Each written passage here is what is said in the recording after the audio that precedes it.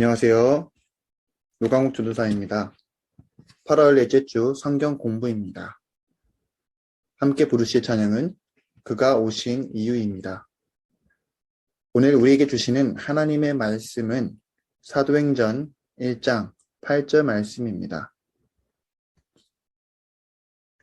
오직 성령이 너희에게 임하시면 너희가 권능을 받고 예루살렘과 온 유대와 사마리아와 땅끝까지 이르러 내 증인이 되리라 하시니라.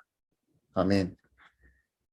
코로나 이전 교회의 흐름을 살펴보면 여름, 겨울 이러한 방학 기간을 맞이하여서 선교 훈련을 받고 국내, 국외 모든 지역으로 단기 선교로 복음을 전하러 갑니다. 이렇게 선교를 준비할 때 교회에서는 선교지로 보내는 선교사, 가는 선교사로 나누어 훈련을 받게 됩니다. 선교 후원을 위해서 여러 바자회를 열기도 하고 또 선교 카드로 만들어서 선교지의 소식을 모든 사람들에게 알리면서 기도 후원, 재정 후원을 요청하게 됩니다. 그리고 선교지, 그 나라와 그 문화에 잘 적용할 수 있게 미리 파악하고 준비하면서 파송을 받고 선교지로 나아가 복음을 전하게 됩니다. 이러한 선교 외에도 교회에서 여러 활동을 살펴보면 교회의 색깔마다 각기 다른 문화들이 자리 잡혀 있습니다. 교회에 출석하시는 연령대에 맞게 복음을 잘 전할 수 있도록 여러 프로그램과 그리고 섬김의 모습들이 많이 있습니다. 코로나 전 활동이 많았었던 교회들의 모습을 다시 한번 생각해 보면서 오늘 저와 함께 복음적 문화를 어떻게 만들어낼 것인가 이러한 주제로 나누어 보고자 합니다. 문화, 이 단어를 듣게 되면 어디서부터 생각을 해야 할지 너무 광범위한 단어이긴 합니다. 우리가 살아가고 있는 이 세상의 문화, 그리고 각 세대마다 가지고 있는 문화, 너무 다양하기에 무엇이 문화라고 정의하기가 어렵기만 합니다. 그런데 이 문화는 구성하는 요소가 있는데 언어, 관념, 신앙, 관습, 규범, 제도, 기술, 예술, 의례 등 이렇게 다양하게 많이 있습니다. 세상은 이렇게도 많은 문화가 곳곳에 자리에 잡혀 있는데 기독교에서 어떤 문화가 자리 잡혀 있고 만들어지고 있을까 한번 생각해 보게 됩니다. 왕이신 예수 따르기 프로젝트, 저와 함께 성경 공부를 하게 되는 이 책에서는 복음적 문화를 어떻게 만들어낼 것인가 라는 제목으로 5가지를 말해주고 있습니다. 첫 번째입니다. 우리는 그 이야기의 사람들 되어야 합니다 라고 등장하고 있습니다. 복음, 앞서 5가까지 계속 나누었었던 복음, 예수님의 그 이야기, 이스라엘에서부터 이어져 온 이야기, 우리들의 삶 속에서 그 복음적 이야기가 체화되어야 한다는 이야기입니다. 다시 말해서 복음의 문화를 이루기 위해서는 우리들의 그 삶의 이야기가 예수 그리스도의 이야기 안에 들어가야 한다는 것입니다. 우리가 예수 그리스도의 이야기 안에 들어가게 될 때 이 성경은 그저 하나의 책이 아니라 우리의 정체성을 규정하게 되는 이야기로 읽어지게 될 것입니다. 다음 2번째입니다. 우리는 예수님 이야기에 더 몰두해야 합니다. 앞서 말씀드렸듯이 복음은 이스라엘 이야기가 예수님 이야기 안에서 결정적으로 완성되었다는 복된 소식입니다. 우리들의 삶이 이 복된 소식 이야기의 주인공이 되어야 합니다. 근데 이러한 방법은 말씀을 묵상하고 그저 머리로서만 아는 것이 아니라 하나님의 그 말씀을 잘 소화하고 마음 깊숙이 내려서 나이가 살아가고 있는 그 삶 속에서 깨닫고 실천하며 예수님의 이야기에 우리의 모든 삶이 젖어 들어가야 한다는 것입니다. 이러한 방법 외에도 다른 방법으로는 교회마다 있는 교회력입니다. 이 교회력으로 우리의 삶을 더 많이 복음화할 수 있게 되어지게 됩니다. 모든 성도들이 다 아시다시피 교회력에는 대강절에서부터 시작해서 성탄절, 주현절, 사순절, 부활절, 기타 등 많은 절기들이 교회에 있습니다. 이러한 절기에 집중하기 위해서 절기 외의 기간, 즉 다시 말해서 비절기 기간에 우리 모두는 의식적으로 예수님께 집중을 하게 됩니다. 예를 들어서 이런 것이 있죠. 사순절 기간을 맞이하여서 우리는 예수님의 그 고난을 묵상합니다.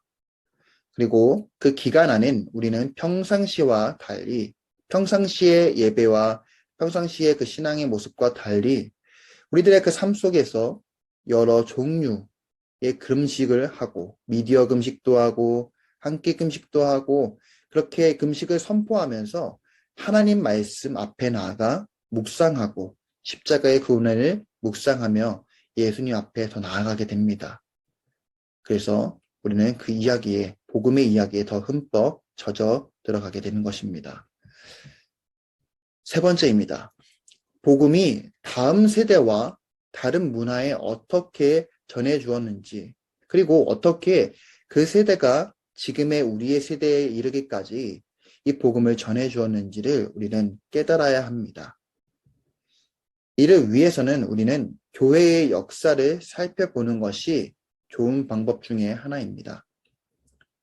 시대의 흐름에 교회는 고난과 역경의 시기 속에서도 끊임없이 생명력으로 이어졌고, 어둠 가운데 있는 그 사회와 그 현실 속에서 빛을 비추어 왔습니다.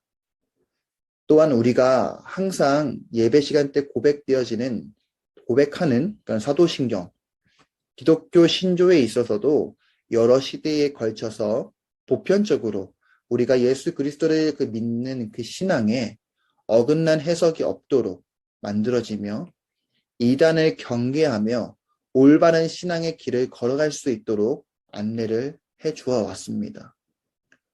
우리는 이러한 교회의 역사를 보면서 또는 들으면서 배우면서 깨달아야 합니다.